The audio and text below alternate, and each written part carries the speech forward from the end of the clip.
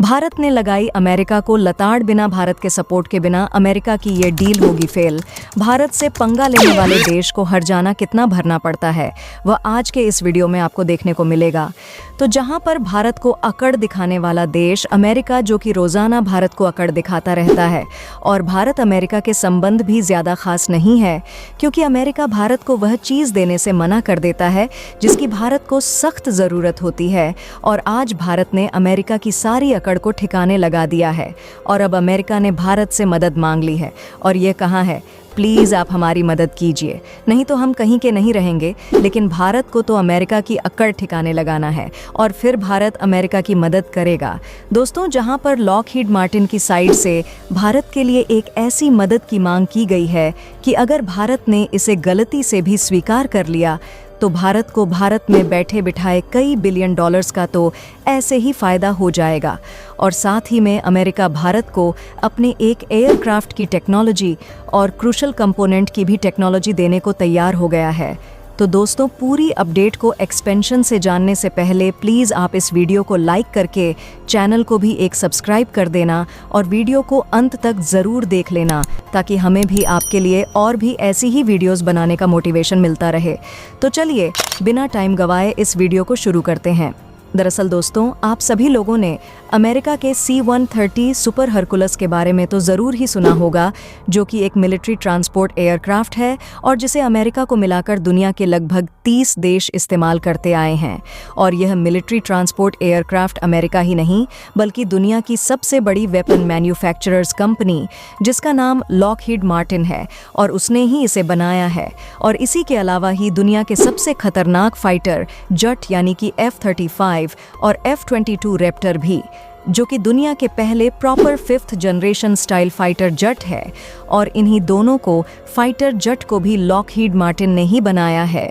इसलिए तो आप लोग यह अंदाज़ा लगा सकते हैं कि C-130 एयरक्राफ्ट कितना ज़्यादा हाई क्वालिटी का एयरक्राफ्ट होने वाला है। लेकिन दोस्तों, फिर भी आजकल इसकी डिमांड लगातार ही गिरती जा रही है, जिसके पीछे दो कारण यह भी हैं। पहला तो यह कि आजकल दुनिया में कई देश अपने अपने मिलिट्री ट्रांसपोर्ट एयरक्राफ्ट को खुद ही डेवलप और मैन्युफैक्चर करके उन्हें यूज़ भी करने लग रहे हैं और साथ ही साथ उन्हें एक्सपोर्ट भी कर रहे हैं, जिसकी वजह से तो लॉकहीड मार्टिन के लिए कंपटीशन काफ़ी ज़्यादा बढ़ता जा रहा है। और दूसरा कारण तो ये है कि C-130 जो रेस्क्यू और सर्च ऑन ऑपरेशन में काफ़ी कम यूज़ किए जा रहे हैं और कोल्ड वेदर कंडीशन में, जहाँ पर टेम्परेचर बिल्कुल लो होता है, वहाँ पर तो ये फाइटर जेट ज़्यादा ऊंचाई तक नहीं उड़ पाते ऊपर से। पिछले कुछ सालों में C-130 एयरक्राफ्ट के एक्सीडेंट के इंसिडेंट भी काफ़ी ज़्यादा देखने को मिली हैं, जिसकी वजह से तो ज़्यादातर देश इसे खरीदने से डगमगा आए हैं। क्योंकि दोस्तों, भारत भी अपनी एयरफोर्स के लिए मिलिट्री ट्रांसपोर्ट एयरक्राफ्ट खरीदना चाह रहा है, जिसके लिए भारत ने MTA यानी कि मल्टी ट्रांसपोर्ट एयरक्राफ्ट नाम से एक टेंडर भी पहले से ही पास किया हुआ है, जिसके तहत ही भारत को लगभग 40 से लेकर 80 के करीब ट्रांसपोर्ट एयरक्राफ्ट की डील है। इसलिए तो लॉकहीड मार्टिन भारत के स्टैंडर्ड को अपने नाम करना चाह रही है, क्योंकि दोस्तों, लॉकहीड मार्टिन भी इस बात को अच्छे से जानती है कि एक बार भारत ने उसका एयरक्राफ्ट 2 बार से अपनी सेना में अगर शामिल भी कर लिया तो उसके एयरक्राफ्ट को पॉपुलर मिलने से कोई नहीं रोक सकता और C-130 एक बार फिर से अपनी फॉर्म में वापस आ जाएगा। और दोस्तों, अब अपने C-130 एयरक्राफ्ट की डूबती हुई इमेज को दोबारा से खड़ा करने के लिए लॉकहीड मार्टिन ने भारत को ज़बरदस्त ऑफर देना शुरू कर दिया है। दरअसल भारत के MTA टेंडर को हासिल करने के लिए लॉकहीड मार्टिन अब एयरबस और ब्राज़ील की एमियर के साथ मैदान में कूद पड़ी है।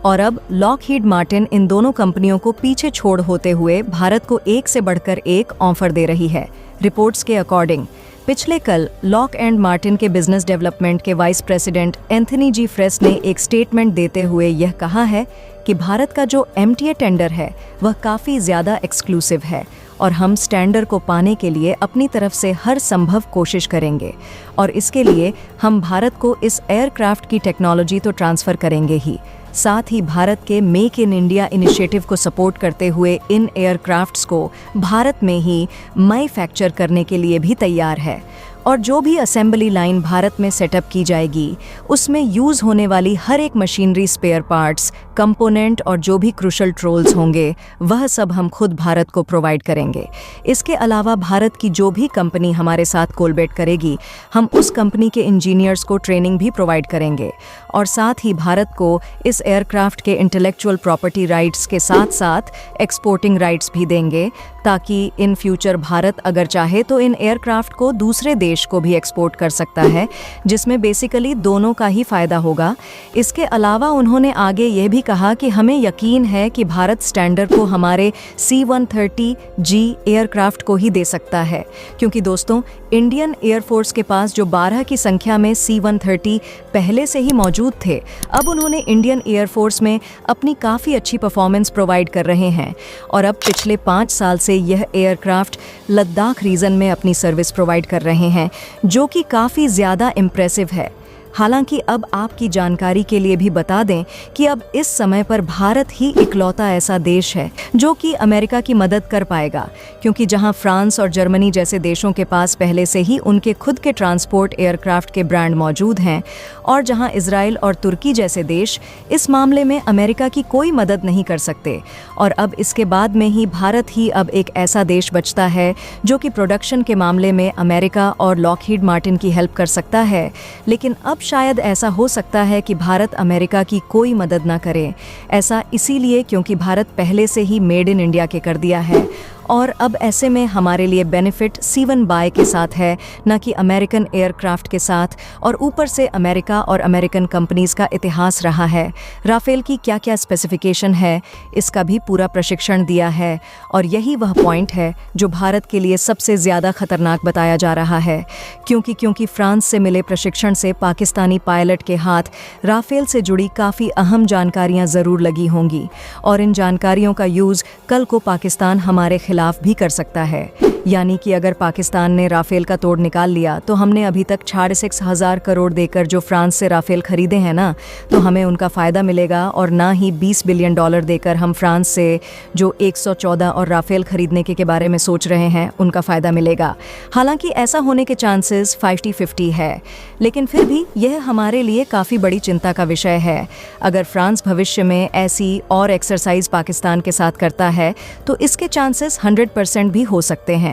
वैसे आपको क्या लगता है और आप लोगों की इन खबरों पर क्या कहना है, कमेंट बॉक्स बताएगा। और ये खबर आपको कैसी लगी है दोस्तों? आज के लिए बस इतना ही है। मिलते हैं आपसे एक और इंटरेस्टिंग वीडियो के साथ। तब तक के लिए जय हिंद, जय भारत।